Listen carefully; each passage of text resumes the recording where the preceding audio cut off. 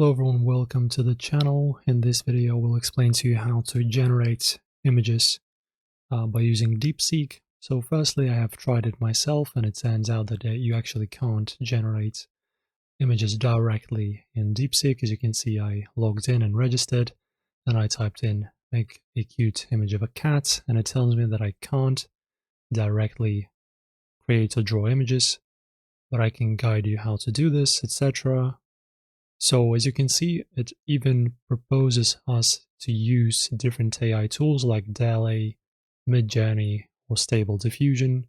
So you can just go ahead and just copy that or just type it in and use DALL-E by OpenAI. Of course, you will have to log in.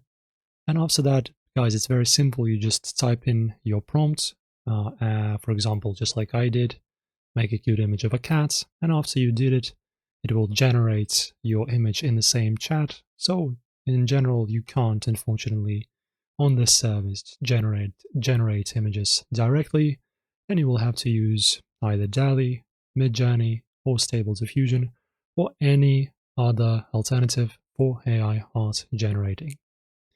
Guys, thanks for watching. Hopefully this helps you out, and yeah, subscribe to the channel, like the video. See you next time.